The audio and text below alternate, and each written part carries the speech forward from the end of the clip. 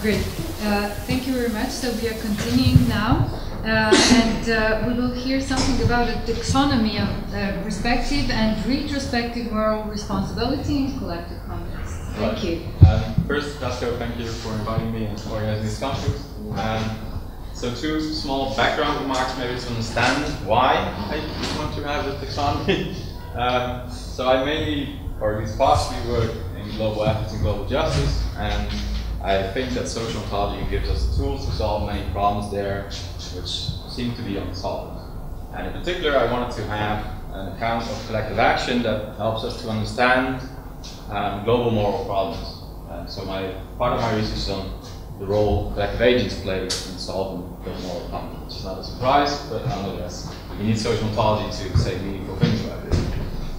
The second background comment would be that there is a large debate that's still ongoing, how we assign collective obligations or obligations of some plural kind to groups that are not collective agents. And David works, for example, on this, but also many others who have particular views on how we attribute or whether collectives can hold obligations that pertain to collective actions that individuals can't do themselves, but where you need some type of collection to do so. So I wanted to see if we can maybe narrow down the spectrum of collective action where that pertains to. So I want to show where this discussion is relevant. So that's in the background. This might help to understand why I do certain things. Okay, so the main idea of the taxonomy would be to see the relation between responsibility, as in moral blameworthiness, and how this relates to, so that's in the backward-looking sense, how that relates to forward-looking responsibility or duties. And I think that there are three rather uncontroversial principles that we have at the individual level when we're concerned with moral blameworthiness that come into trouble when we transfer them to collective context. So I think these are the agency principle, that only moral agents can hold moral imperatives, and with moral agents I don't mean they're good, I just mean that they can understand and process moral reasons. The second principle is capacity. So all advice can, which would be famous in account. And the third one requires some explanation perhaps, which I call the symmetry principle. This is that responsibility presupposes duty. So whenever I'm blameworthy for something, it presupposes that I had a moral imperative either to do or not do for what I am morally blameworthy for. So think, for example, if I'm morally blameworthy for failing to save someone, that presupposes that I had a moral requirement to save someone in the first place. Otherwise, I can't be morally blamed. Right? Okay. So I think these are pretty uncontroversial principles at the individual level. They're going to be controversial at the collective level. So the goals for this talk are roughly, it's going to be hard in 30 minutes, so we'll highlight some features. To distinguish between relevant types of blameworthy actions and omissions in collective context and show how this relates to responsibility and duties. Show that strong symmetry regarding the third principle may need to be given up. So the idea would be that a certain type of responsibility, for example, collective, does not need to presuppose a collective duty. Why that's important I will discuss later. And I want to show that taxonomy gives rise to the unification problem to account for all moral responsibility. Either the capacity or the agency principle needs to be loosened. And that might be problematic given that these are core principles usually with ethical theory. And this is where I think the debate David is located.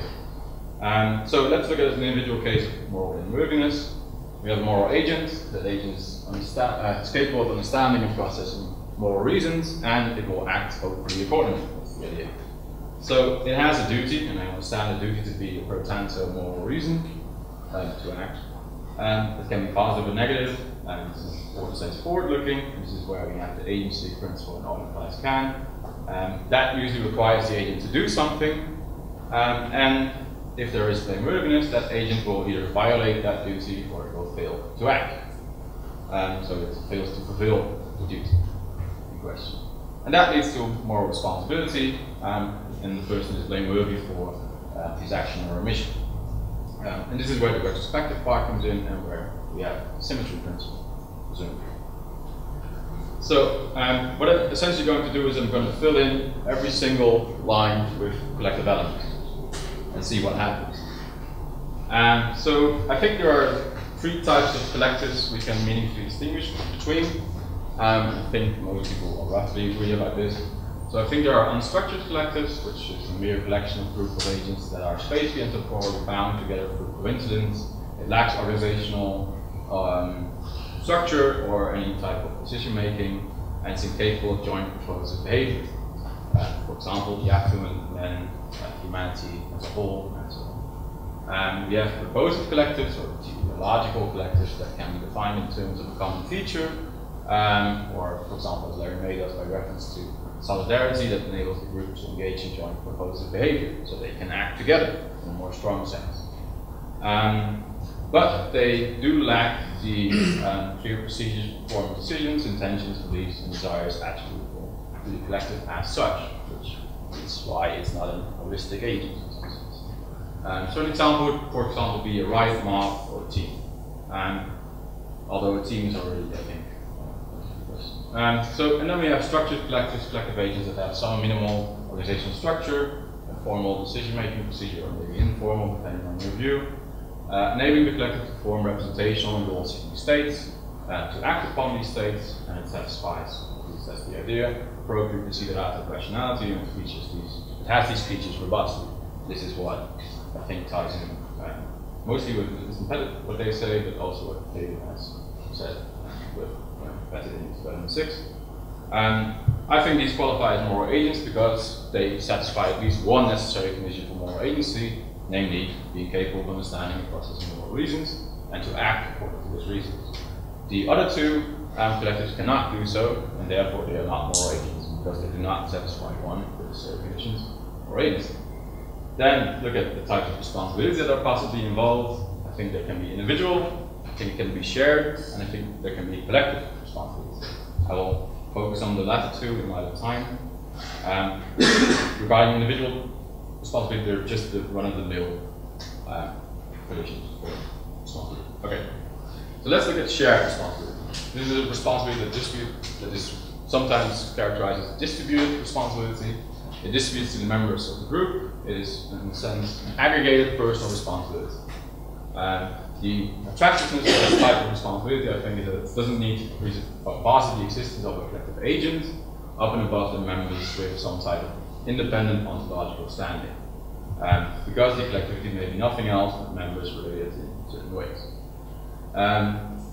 The important thing to realize is that what we typically think about causal condition for individual responsibility, that will have to be dropped in order to make sense of shared responsibility, because it will go beyond direct contribution or control, and it's in an important sense relational. There will be cases where an agent's participation, where his participation or contribution was not sufficient or even necessary to produce the outcome, and this all goes back to Larry May.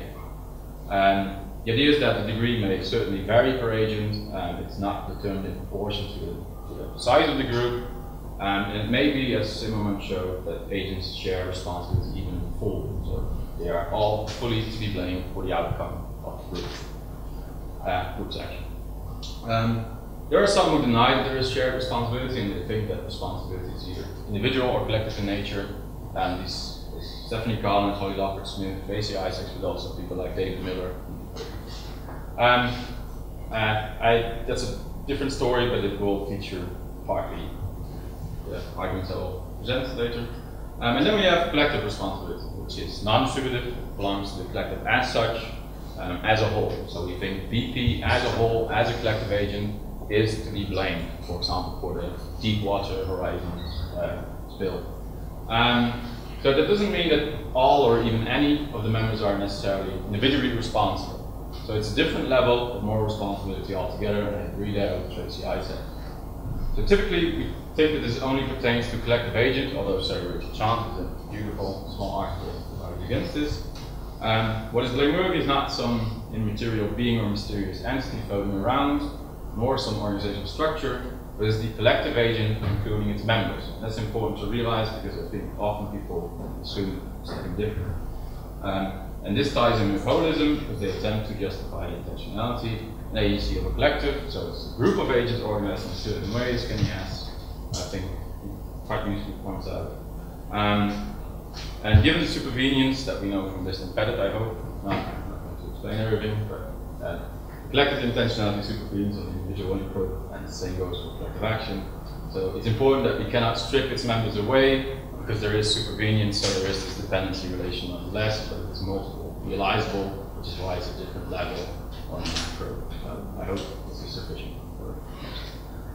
So, importantly, collective responsibility does not exempt individuals from moral responsibility. Individuals may still be responsible as designers, members, enactors of whatever they are told to do by the collective agent, as this embedded, I think, shown. Then we get to the type of duties. So again, the duties for example, way to direct moral reason for action. So there can be individual duties. I think there can be collective duties. I think it's an open question whether there can be such a thing as a shared or joint duty. And that is, I think, one of the answers to the unification problem, as we will see. So we want to fill this in, and now we want to figure out how all these types of responsibility is going to tie back to duties and the collectives that, in some sense, act. So I think to really get this, we need some type of taxonomy of collective actions that are ethically relevant. So I want to look at blameworthy actions and blameworthy omissions, and we'll classify them differently because they will require different responses. So that's the setup. I hope that is clear. So these are the blameworthy actions that I think there are, and make a distinction between outcomes that are unintended and actions that are, in a sense, intended and intentional in a relevant way, where there is a shared ethos, as we heard from Professor Twomla, which was very helpful for me. But an ethos can be morally wrong for a group. They can have, I will go a bit further. So, in a strict sense, it's the set of constitutive goals, values, beliefs, standards, norms, practices, and/or traditions that give the group motivating reasons for action. But these can be morally wrong. You can have groups that do very bad things. So, in a wider sense, it can even be some shared ends and beliefs that are even unreflected, that are not clearly articulated, but nonetheless, it's part of the group's ethos. And that's how we should understand the group, in a sense that may even act in some weak sense. Going back to the distinction, I think we can distinguish between weak collective action and strong collective action. So agents intentionally perform contributory actions according to a private but shared ethos is partially morally wrong. For example, racism. That is a weak collective action. We don't do that in a full sense of togetherness, but nonetheless we all contribute to the pervasiveness of racism in a society. But we can also act in a stronger sense, where we jointly intend to perform an action together according to a shared ethos that's partially morally wrong. For example, mob rioting and wreaking havoc through town, or in an even worse case, genocide, which can be perpetrated by either a proposing collective or a collective agent, as we've seen with the Nazi regime. But maybe if we look at the Hutus and Tutsis, it may have been more of a proposing collective rather than a very organized, structured agent. So that's important to think about, I think, when we think about these blameworthy collective actions. So as we hopefully now get, is that the ethos requires collective action for its satisfaction and maintenance. But I want to stay largely neutral with regard to the rest of the debate on collective intentionality. Just think that we can make the distinction between weak collective action and strong collective action on the basis that there is a difference between what we typically think is the requirement of common knowledge, and that's usually taken to be necessary for some strong sense of what we call joint action. Now, one of the interesting parts I think about weak collective actions is that agents can perform their contributory actions intentionally, but they intend the shared ethos, something that signifies the group. So for example, with racism, if someone acts according to the ethos of that group, and it doesn't need to fully endorse being part of that group, but it may nonetheless act upon its ethos and contribute to the pervasiveness of racism. In a sense, it wants to establish that ethos in the world. So if that's how you understand action, and the result of someone being racist, and that's part of a particular social group that is racist, if that is successful, I think you could share maybe collective action shows us that you could share the blame here in full for the outcome of that collective action. That is perhaps a risky claim, and I'm happy to discuss that. So what I want to next discuss is how does this tie in with the principles I in the beginning set out. So I think collective actions that are blameworthy show us that we have a problem with transferring the symmetry principle. And I think particularly these cases are this. I can't go into everyone, but I will give an example to illustrate the idea. So think about the mob wreaking havoc through town, or think about genocide that is done by a proposer group, so it's not a collective agent.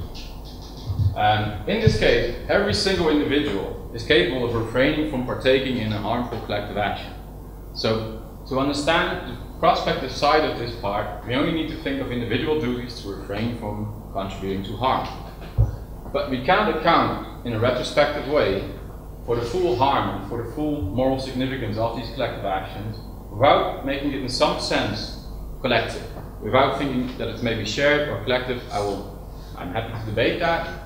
But nonetheless, I don't think you can account for this in individual terms when it comes to responsibility. It doesn't make sense to just blame someone for one act of murdering someone, or to just blame him for, in the case of the riot, kicking over a trash can or whatever. That doesn't do significance, or that doesn't do justice to the moral significance of the larger thing that is happening. So what I think is that what happens here is that we, whether it's shared or collective, we have a asymmetry in a sense. So we have responsibility, and it does indeed presuppose duties. But the duty can be individual, though that the retrospective responsibility is shared or collective. So why is this important? You might ask. It seems perhaps maybe even obvious. So I think this is important for the debate on whether non-agential collectives can be collectively responsible in a non-reducible way.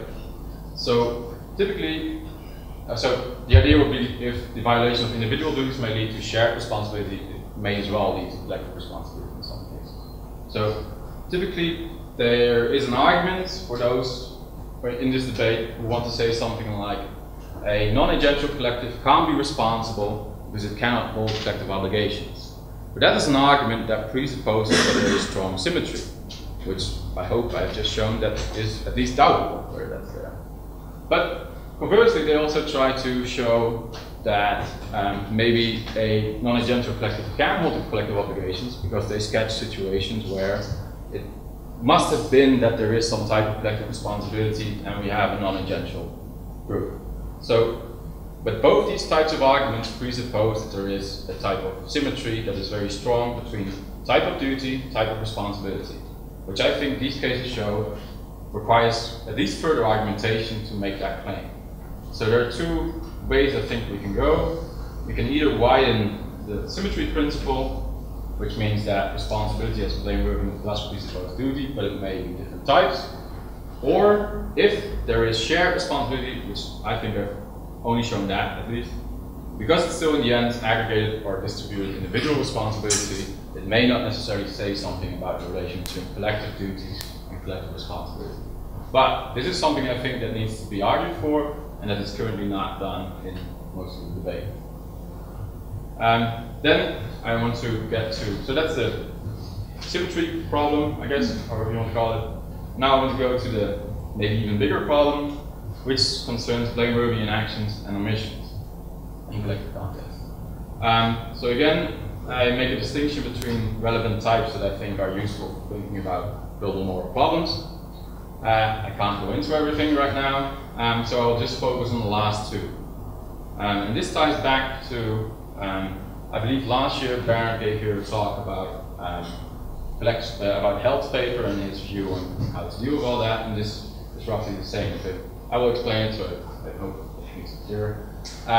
So I distinguish between responsive joint actions and complex joint actions, and these are omissions of joint actions. And these can be omissions that are either omitted by a structured agent, but they can also be omitted by a group of agents that are just in a position to help had they come together, had they acted together.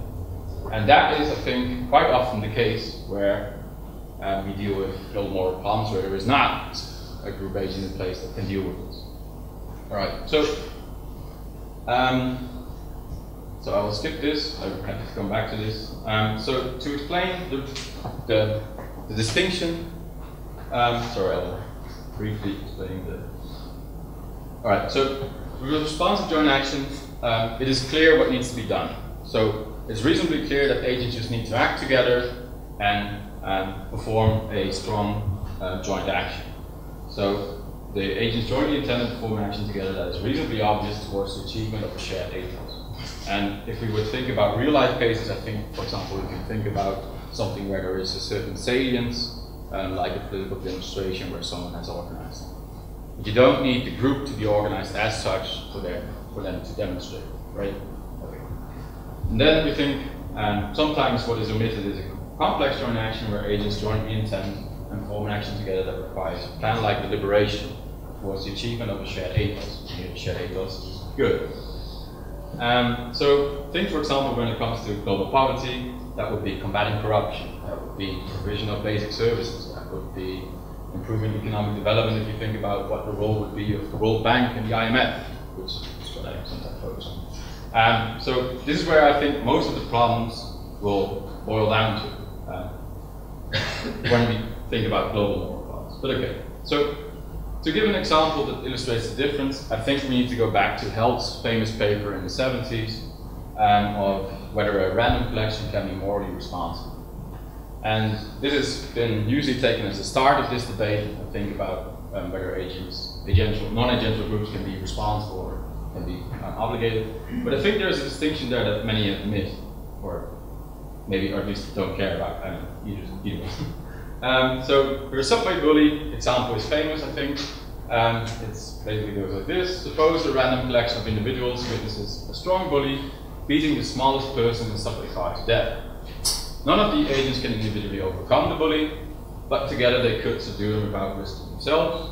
The group was small enough that no confusion would unfold if each acted. The collection fails to act and the victim dies. So here, I think it is reasonably clear what the agents should have done.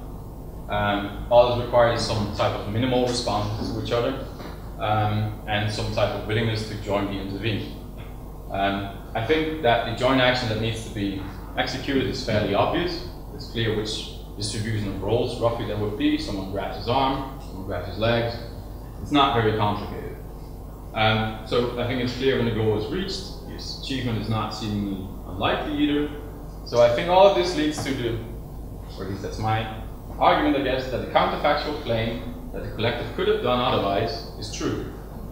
So this is because the required joint action was reasonably obvious. So in this case, I think what we want to say is that the collective failed to act, and therefore they are, in some sense, to be blamed for their inaction. I'm not sure how to do on time, but we'll go to the second case. She actually discusses 3 cases, but one is not that important, I think, because it doesn't matter. So let's call it collapsed building. 4 bystanders must determine how to remove heavy beams to free a person in the collapsed house and save his life by applying a tourniquet to his bleeding leg. They cannot decide whether to first remove beam 1, 2, or 3, and as a result of the continuous arguing, the person dies. So I think what Held is doing here is creating an oversimplified case to show the importance between 2 types of cases we need to think about.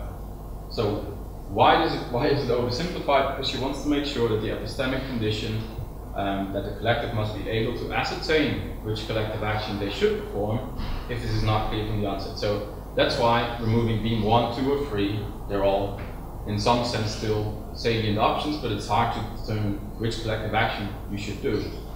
So what Held here is trying to show is that in some cases, even though we understand what we should do, that we have to do something, we might not be able to immediately act because we have to figure out what we should do, right? This is not uncommon in many collective action problems. So in this case, it's not obvious which action to take. So it seems that they can't be responsible for inaction because they are not capable of performing the collective action, given that there is no immediate salience regarding the solution. So, in that sense, I think they can only be blameworthy for their failure to organize.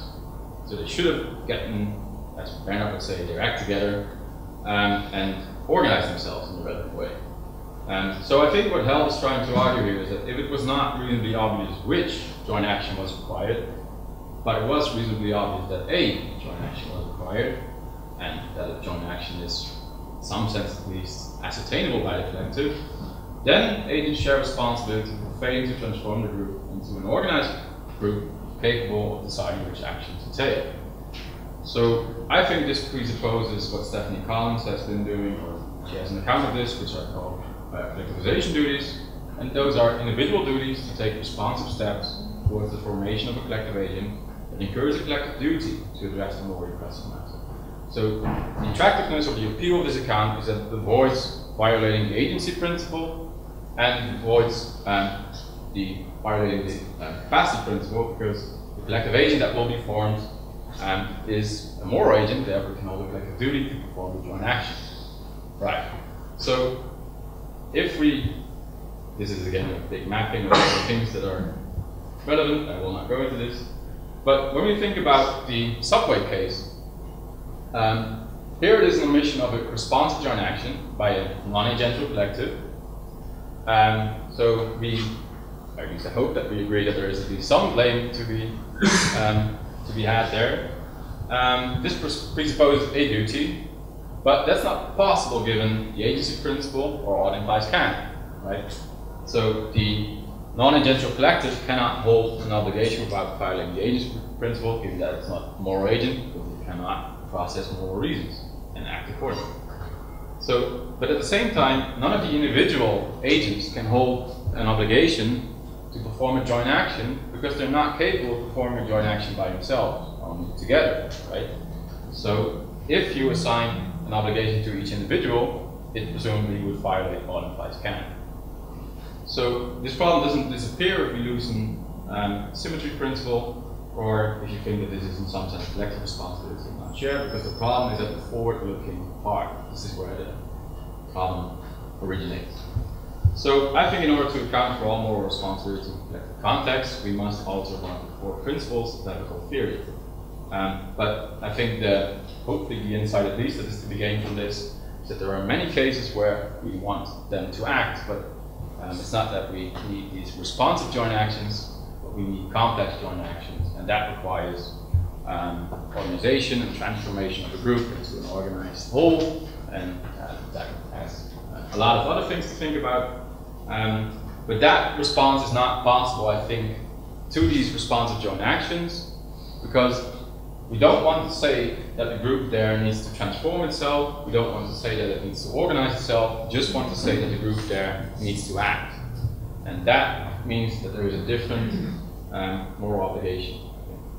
I don't know how I do on time, but these are roughly the strategies that I think people have regarding this problem, regarding the communication problem. So you can deny that there's moral responsibility, which I think is clearly not a very solid strategy. You could argue, which I think is also not a good idea, so be given the counterfactual claim, but you could argue that in each case of blameworthy omissions of joint actions, agents fail to organize or transform themselves into a collective moral agent capable of action. And you could do this on the basis of Collins, which he doesn't say, but Tracy Isaacs has something like this in mind. You could expand the notion of collective moral agency such that it covers these cases, so it's very, I don't know, unstructured groups are in some sense still collective moral agents, which Hans-Bernhard Schmidt in some sense argues for, who was my boss, and I disagree a lot. Then I think the two most salient, or the best options are either to adjust the agency principle, which does mean that we accept that we need to alter one of the core principles of ethical theory. So not only moral agents may hold moral obligations, this is what Bill Rynch has been arguing for, is that the subject and the addressee of an obligation become apart. Or we need to adjust the capacity principle, so we need to adjust all implies can without referring to individual capabilities. This is what Gunnar Bjornsson roughly says. It's not entirely his view, I guess.